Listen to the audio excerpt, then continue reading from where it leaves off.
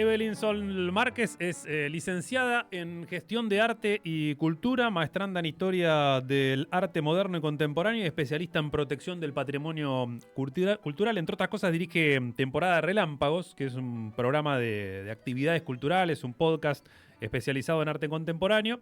Es curadora independiente, tiene un par de libros publicados. Uno de ellos es 1 más 1 igual a 11, una breve historia de los colectivos artísticos en el siglo XXI. Y otro del cual vamos a estar hablando ahora tiene que ver también con la actividad que la trae aquí a Bahía Blanca, porque mañana se va a estar presentando a las 6 de la tarde en dos museos, ahí en Sarmiento 450, para hablar sobre falsificaciones y crímenes de arte. Esto es en el marco de la Bienal Nacional de Arte 2026. Propone adentrarse en una de las zonas más fascinantes y controvertidas del mundo del arte, que es la de las falsificaciones, los delitos artísticos y los límites entre original, copia y autenticidad. Y el libro también del cual estamos hablando es El lado oscuro del arte. Evelyn, muchísimas gracias por acercarte. ¿Cómo andas? Hola, muchas gracias por invitarme. Bueno, bienvenida aquí a Bahía Blanca.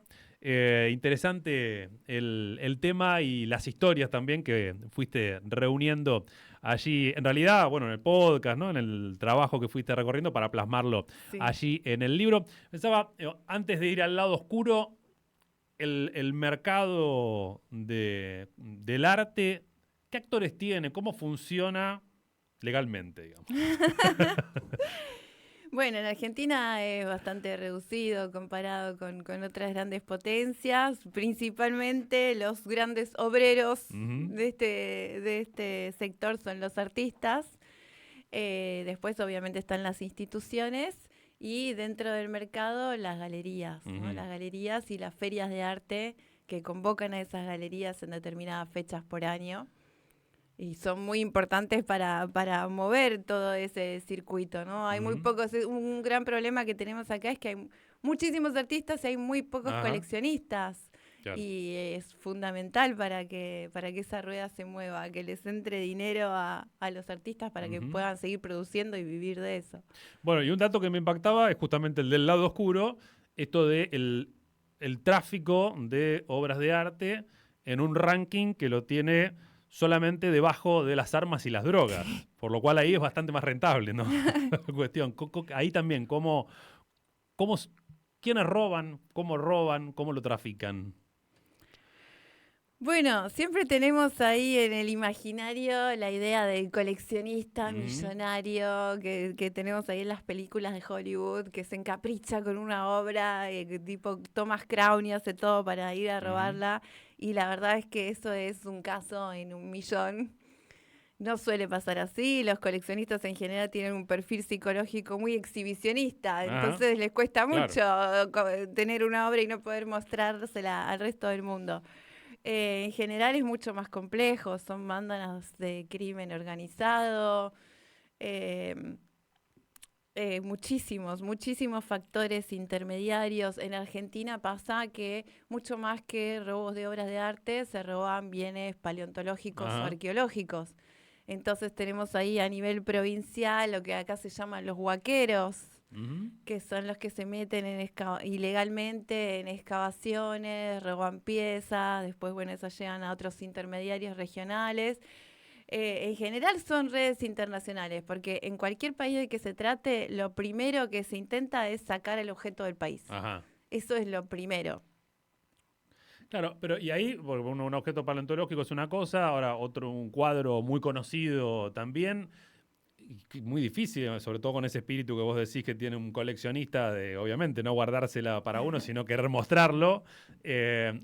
¿Cómo es esa circulación pensando en que tarde o temprano no va a reaparecer o va a poder recuperarse? Bueno, hay distintas cosas que pasan ahí. Por un lado tenés a los más inexpertos que entran a robar a una casa, un coleccionista, a una casa X y ven una obra que piensa que puede ser valiosa, o a los museos, pensando que solamente porque es un bien de lujo o un artículo muy caro van a encontrar compradores, van a encontrar a alguien que le encantaría tener un cuadro robado en su casa. Y eso no suele pasar. Entonces, bueno, esas obras terminan en mercados de pulgas, dando vueltas por ahí. Bueno, en caso de Capital Federal, las ferias de antigüedades de San Telmo son un lugar complicado, y supongo que pasará en otras ciudades, en ese tipo de ferias que se encuentran cosas que los ladrones no saben cómo deshacerse y terminan ahí. Y después, bueno, en las redes más grandes de tráfico cultural, lo que pasa es que muchas veces una obra de arte es un bien de intercambio. Por ahí tienen un negocio más importante que es el narcotráfico y para darlo como a cambio de una deuda entregan una obra, o también pasa mucho para personas que están en la cárcel por el delito que sea, decir, mira, yo tengo esta obra escondida en algún lugar, bájame la pena y te la entrego. Ajá. Todo ese tipo de intercambios y trueques se dan muchísimo. Como moneda de cambio. Claro. Hay algunos puntos que vos proponés para la charla de mañana, que además tienen que ver también con el eje de la propuesta de la Bienal, que es cita, versión, copia en el arte y en la vida. Bueno, que gira en torno de las falsificaciones también, ¿no? Porque la obra robada, pero a su vez también quién te garantiza que sea realmente la obra verdadera o qué valor tienen las falsificaciones. ¿Por dónde va el debate ahí? Bueno, es un tema, ese es mucho más arduo, el tema de las falsificaciones. Es algo de lo que se habla todavía menos que de los robos. Todos conocemos a alguna persona o escuchamos el rumor de que en tal galería se falsifican. Todos sabemos nombres, pero son nombres que no circulan. Sobre todo en circuitos tan chicos como los nuestros, donde nos conocemos todos y nadie quiere quedar mal con nadie. Ajá. Y sabés que si arruinás uno de esos negocios, quedás sepultada de por vida. Entonces es todavía más incómodo que el tema de los robos, porque bueno, hay artistas, en general los que se falsifican son artistas que ya murieron, es lo más común, que son obras más valiosas, pero también pasa con falsificaciones en vida, ¿no? Le ha pasado a Bernie, que yo mañana voy a contar un poquito de esa historia, que él se enteró de que había una muestra con obras suyas que él no había hecho, y fue y directamente la descolgó de la pared y se la llevó. Ajá, claro, ¿quién se lo va a reclamar? Claro, eso, y los coleccionistas, y descubren, eso también pasa, coleccionistas, sobre todo cuando están empezando a comprar y no saben muy bien, comprar una obra en una subasta que termina siendo falsa, tampoco lo divulgan, porque eso mancha el resto de su colección. Entonces es un tema todavía más solapado. Claro, y a los artistas, por ejemplo, ¿cómo les afectan patrimonialmente? Y les afectan en el nombre, ¿no? Como que se empieza a sospechar de todo lo otro que se vendió. Y vos mencionaste recién algo muy, muy relevante, ¿no? Que une las dos cosas. El robo de obras de arte para falsificarlas, no para quedarse con la obra original. ¿Qué es lo que pasó con la Gioconda, por ejemplo, con este sujeto argentino llamado Valfierno? Y eso pasó muchas veces, ¿no? El Valfierno no le interesaba quedarse con la Gioconda original, le interesaba tenerla para que su copista de confianza pueda hacer 6, 7 copias, que salgan las noticias que la obra había desaparecido y después vendérsela a 6, 7 personas diciéndole que era la original. Ahí estaba el negocio, y eso es algo que pasa también muchas veces con las obras de arte. Robarlas solo para tener el acceso ahí exclusivo y hacer copias y revender las copias, todas como si fueran originales, por supuesto. Claro, después veía en copias, por ejemplo, y acá habilito también otra puerta para que nos cuentes algo, respecto del rol de los museos, obviamente aquellos museos que se han hecho su patrimonio en base a políticas coloniales, pero que después incorporan copias en los casos que, por ejemplo, restituyen. Ahí, digamos, ¿cuál es el sentido de esa copia, la permanencia? ¿Para qué se hace? Uy, pero esos son poquísimos casos. Ojalá fuera algo un poco más habitual. ¿De los que devuelven? Claro. Lo de las restituciones son poquísimos casos en Alemania, en Francia. Macron fue un presidente que mandó a hacer un informe en relación a eso, justamente, de cuáles eran todas las obras que tenían saqueadas en el Museo Etnográfico y tratar de restituir algunas poniendo la copia en su lugar. Pero lamentablemente son muy pocos casos. Con el British Museum, que es el opuesto, que ellos se niegan a devolver absolutamente nada, ellos entregan copias a los países originarios. Cuando empezaron a pedir la piedra Rosetta, que es una de los Moai y muchísimas obras que están con pedidos de restitución, les ofrecieron, le mandaron una copia de la piedra Rosetta, pero ellos se quedaron con la original. ¿Y con qué argumento? Con el argumento de que los países africanos o los países latinoamericanos o algunos asiáticos saqueados no tienen las condiciones museológicas para mantener esos objetos en perfecto estado como ellos lo tienen. Y además la accesibilidad, que están todos reunidos en un mismo lugar y que nadie se va a ir a Nigeria a ver una pieza específica. O sea, el nigeriano que quiere ver parte de su historia y su cultura tendría que ir a Londres, por ejemplo. Tendría que ir a Londres, tal cual. O sea, el argumento es básicamente el mismo que originó la cuestión, ¿no? El colonialismo, el paternalismo. Sí. Contanos algunas historias. Bueno, hay una muy emblemática que es el primer robo o gran robo que se da en nuestro país, que reflejás allí en el libro. Sí. ¿Cuál es? A ver, contanos. Porque además hay ahí la verdad que no es de Hollywood, pero podría serlo, ¿no? Es el primero que yo tomo en mi libro porque fue el más importante de la historia argentina. Por suerte lo sigue siendo, no hubo ninguno peor de ese momento, que fue en plena dictadura militar, en el año 80, que en la noche de Navidad entraron a robar al Museo de Bellas Artes. Se llevaron 16 pinturas y 7 esculturas, casi todas de obras de artistas impresionistas. Obras de pequeño y mediano formato que podían sacar muy rápidamente de los marcos, enrollárselas y llevárselas. Y bueno, lo peor, eso sí que fue un caso así oscuro porque si bien salió la noticia en los diarios y demás, al un par de meses quedó totalmente encajonado y no se volvió a hablar más del tema, muy sospechosamente. Siempre se intuyó que había servicios de la inteligencia de la dictadura vinculados con ese robo, pero se cerró hasta el año 2000. En el año 2000 reabre el caso Ollarvide. Bueno, si estaba cerrado ahí directamente, pasa a las primeras planas derecho. ¿Te acordás de Ollarvide, ese personaje tan particular? Y bueno, él empieza como a atar cabos, ¿no? Vinculados sobre todo con Aníbal Gordon, que era miembro de la AAA, que dirigía un centro de tortura en Floresta. Y él ya había tenido acusaciones por entrar a robar a casas de coleccionistas y también se sospechaba que había sido el causante del peor robo que tuvo Rosario en el Museo de Arte Decorativo, que fueron pocas pinturas, 5, pero de Velázquez, de Murillo, de Goya, de artistas mega famosos. Y, digamos, ¿había alguna versión también que vinculaba a una especie de financiamiento que pretendía la dictadura de cara a lo que iba a ser la recuperación y la guerra de Malvinas? Eso es Fue una un poquito previo. En ese momento todavía no se hablaba de Malvinas, pero había muchos conflictos limítrofes con Chile.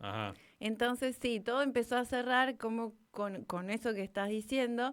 El presidente que estaba en ese momento en Estados Unidos prohibió la venta de armas a Argentina por ser un país con delitos de lesa humanidad. Muchos países se acoplaron a ese decreto, pero hubo un país que no firmó, que era Taiwán.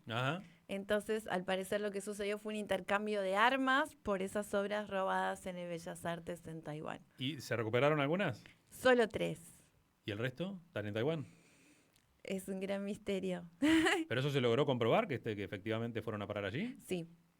Sí, porque hubo en el medio, se metió un detective privado inglés que intentó resolver el caso, obviamente queriendo que le paguen, ¿no? Porque era su trabajo, y se entrevistó con un empresario maderero que tenía obras en su despacho y él dijo, yo las compré de buena fe. Yo no tengo por qué darle explicaciones a nadie que no sea de mi país, así que no voy a decir nada al respecto. Bueno, otra historia que me impactó tiene que ver con una especie de pyme familiar y ni más ni menos que, entre otras cosas, el famoso reloj de Belgrano, ¿no? Una pyme familiar, ¿no? Me encantó esa definición. un emprendimiento delictual, obviamente, muy redituable. Ese fue un caso alucinante. Fue una familia que robó 6 museos. lo más impactante, que en general es lo que suele pasar en la gran mayoría de robos a museos, es que fueron robos con el museo abierto al público. Ajá. Que no es que, bueno, esperan a la noche, se infiltran por algún lugar, no, van, se hacen pasar por turistas, se fijan dónde están las cámaras, cómo abrir las vitrinas, y así fueron al Museo Naval de Tigre, fueron al Museo de la Casa Rosada, en el Museo Histórico robaron lamentablemente ese reloj de Belgrano que nunca más reapareció, que ese lo debe tener ese sí lo debe tener un coleccionista fanático en su casa. Fueron todos así, es como que se hacían la visita guiada y por ahí uno seguía con la visita, otros como encontraba algún punto ciego en las cámaras y empezaban a abrir las vitrinas y se iban llevando cosas. Y el último caso fue el más espectacular, así bien de película, porque el último fue en el Banco Nación. Ajá. La sede central que está en Plaza de Mayo tiene un museo numismático en el primer piso. Y como, bueno, es un banco tradicional, el tipo fue al banco y se metió en el baño. Y esperó que cierre. Y después, desde el baño, hizo un agujero en el techo, se metió por los conductos, así, bien de película, por los conductos de aire acondicionado y llegó al primer piso donde estaba el museo y se llevó, pero infinidad de monedas que valen porque son de oro y de metales preciosos, pero además porque son parte de nuestra historia, las primeras monedas acuñadas acá. Ese sí fue muy, muy, muy de película. Y ahí con ese caso lo descubrieron porque él saltó de la ventana y al parecer se fracturó la pierna cuando salta. Entonces, bueno, venían rastreándolos. El que termina de cerrar el caso es Daniel Rafecas, que yo le hice una entrevista para mi podcast, que lo pueden buscar ahí, donde él me cuenta cómo fue siguiendo las huellas de este clan. Y bueno, cuando llegaron a la casa de la familia, efectivamente uno de ellos estaba con la pierna enyesada. Ajá. Entonces todo cerraba, pero bueno, ya en ese momento en que pudieron juntar todas las piezas para poder ir a hacer un allanamiento a su casa, ya habían revendido todo. Encontraron muy poquitas cosas. Poco se recuperó. Sí. ¿Cómo era el nombre de la familia? Baldo. Baldo. Que tienen esa... Pero bueno, ya se cumplió su condena, fueron a la cárcel. No, pero lo de Belgrano, por ejemplo, no hace tanto tiempo tampoco. No, esto fue, no me acuerdo si en el 2008, no hace tanto, no. Pero acá y en cualquier país del mundo, por un robo de obras de arte, si no hay personas heridas, la máxima pena que te pueden dar es 8 años. Ya. En ningún país del mundo te dan más que eso, así que ellos ya cumplieron su pena y ya se supone que estarán disfrutando de las monedas. Se rehabilitaron. ¿Y hay historias así más violentas, digamos, que hayan implicado otro tipo de despliegue? ¿O en general son de estas características los robos? Sí, en general no suelen ser muy, muy violentos, ¿no? ¿Qué pasa con el arte contemporáneo en particular? Bueno, ese es un caso muy interesante, porque yo en general en mi vida cotidiana me dedico al arte contemporáneo y eso es lo que me interesaba dilucidar un poco. Si todo el mundo quiere robarse una obra impresionista o a alguien le interesa robarse obra de arte contemporáneo. En Argentina pasa muy poco, también por el valor que tienen las obras argentinas en comparación con otros países. En general lo que se ve es como... La frase típica, la oportunidad hace al ladrón. Claro. Como algún centro cultural que no tiene suficiente seguridad, entras, bueno, hace poco pasó, hace unos días, que durante el Mundial una galería que se especializa en street art había hecho una muestra sobre fútbol y se robaron una obra que estaba vinculada a Boca, a la hincha, la gorda Matosas. Ajá. En general suelen ser casos así chiquitos, pero en países europeos o en Estados Unidos, donde sí tienen valores más multimillonarios, es más frecuente. Entran también. Bueno, la tapa tiene que ver con eso, ¿no? La tapa del libro, me refiero. La tapa tiene que ver con la obra de un artista que se llama Ariel Kuznir, que él estuvo como de los dos lados. Él hizo una serie de obras... A ver, pásame. Filmó a dos amigos como si estuvieran actuando, que entraban a una casa a robar y bueno, había pinturas de Quinquela Martín y se las llevaban. Su muestra consistía en una serie de imágenes que contaban esta historia de los ladrones que entraban a la casa a robar. Y el mal chiste fue que el día de la inauguración de esta muestra le robaron una obra. De la misma muestra. Y nadie le creía. Se me apagó. Nadie le creía, pensaban que era un chiste suyo, que era como parte de la muestra. Parte de la misma obra, ¿no? Eso es lo que suele pasar con el arte contemporáneo, que nadie termina de creer. ¿Qué pasó? Y quedó allí. Ahora que nombras a Quinquela, bueno, por un lado me viene el recuerdo aquí, tenemos también nuestro caso local con el robo de un cuadro en el despacho del intendente hace algunos cuantos años, no sé si no lo habías registrado. No. Probas al sol, probas al sol pleno soles, no me acuerdo ahora el nombre específicamente. Prendieron fuego el despacho del intendente. Y en principio se tomó como un acto político y después se descubrió que en realidad lo que se habían choreado era el lienzo de Quinquela, año 2007, 2008, por allí. Después se lo logró recuperar y restaurar. Pero de Quinquela tenés también una historia. Bueno, Quinquela, hablando de falsificaciones, es el más falsificado, es el más fácil de falsificar. Y sí, mañana vamos a hablar, pero con otra obra, otra cuestión particular, en realidad que no es una obra, que era una máscara mortuoria que le hicieron cuando murió. ¿Cómo? A ver, adelanta algo. Y cuando se trataba de presidente, figuras muy famosas en siglos anteriores, apenas esa persona moría, venía un escultor y hacía como una máscara para que quede el recuerdo de su cara, como era con mucha exactitud para el resto de la eternidad. En su caso se la hicieron y bueno, pasaron décadas y hace muy poquitos años un artista la encuentra en Mercado Libre. Mercado Libre es un lugar donde aparecen permanentemente obras robadas de todo tipo. Bueno, gracias ahí también se aparecieron muchísimos originales a la venta que se habían robado de Breccia. Y bueno, este artista encima lo primero que hace, él lo ve, es un artista bastante famoso de Buenos Aires, lo ve como posible, no piensa que es una copia, le llama la atención es que era bastante barata. Entonces llama al museo para preguntarle, al Museo de Quinquela Martín, ¿ustedes tienen idea si esta máscara es original? ¿De dónde salió? ¿No estaba en el museo? En el museo lo primero que le responden es no, acá no hay ninguna máscara mortuoria. Claramente había, pero no estaba inventariada, y ahí aprovechó esa falta de información para robársela. Ese es uno de los grandes problemas que es muy, muy sencillo de resolver. El registro. La falta de saber un registro actualizado, con fotos actualizadas, una descripción de los tamaños, el título, cosas básicas.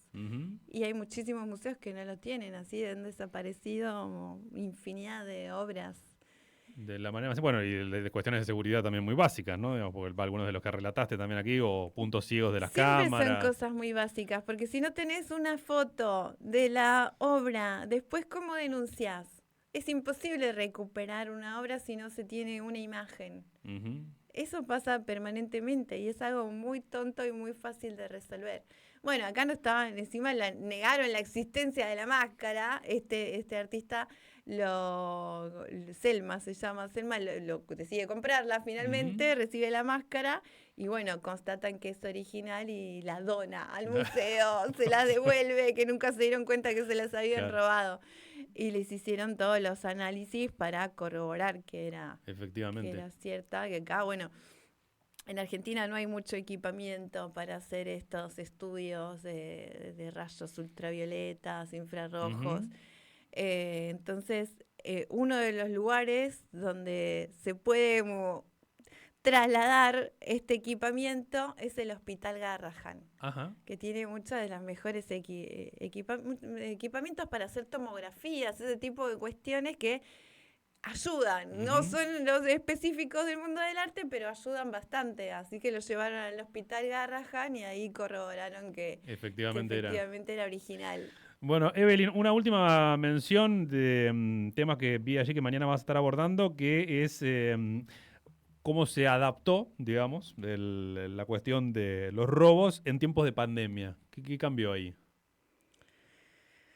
Y bueno, muchas cosas. Primero, el tema en lo que hablábamos al principio de la paleontología, de la arqueología.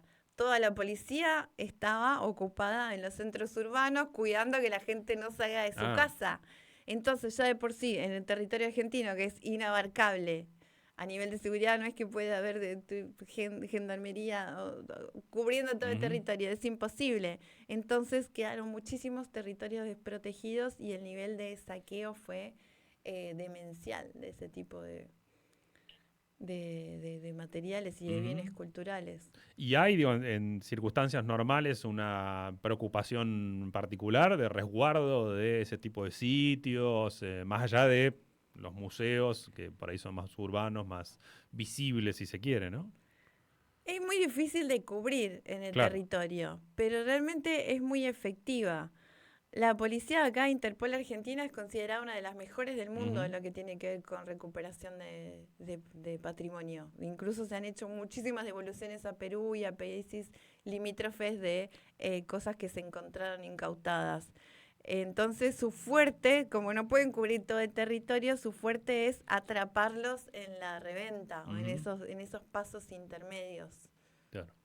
Bueno, si les interesan estas historias y el tema, la encuentran a Evelyn Sol Márquez mañana a las 6 de la tarde en el marco de la Bienal que se está realizando en dos museos, en Sarmiento 450. Están las muestras abiertas. En su caso, el eje será falsificaciones y crímenes artísticos, el lado oscuro del arte. El libro, no sé, tenés ahí para compartirlo, ¿se puede conseguir? Sí, sí, sí, mañana va a estar Bueno, ahí disponible. está hecha esa invitación también entonces. Muchísimas gracias por acercarte. Puedo hacer un anuncio Sí, más claro. porque hoy doy otra charla Ajá. también, ¿Dónde? un tema completamente diferente que es la comida, la historia del arte. Muy bien. Bueno, ¿y Un eso poco también en el más museo? placentero. No, ese es en el galpón En enciclopédico. Bellavista, por acá cerquita entonces. Sí, ¿A qué hora? es a las 5 de la tarde. Bueno, y contá un poquito más entonces de eso. Haceme una bajada. Y bueno, ese va a ser un tema mucho más placentero. Vamos a hablar de la comida, de la representación. Vamos a tener algunas cositas ahí para merendar. Así que si quieren venir y aportar algo, así también degustamos. No Ujú. solamente nos deleitamos con los ojos, con cómo fueron estas apariciones de la comida y los postres a lo largo de la historia del arte. Vamos a ver artistas extranjeros y también muchos argentinos contemporáneos. Muy bien. Bueno, gracias, nuevamente Gracias a por la vos. entrevista.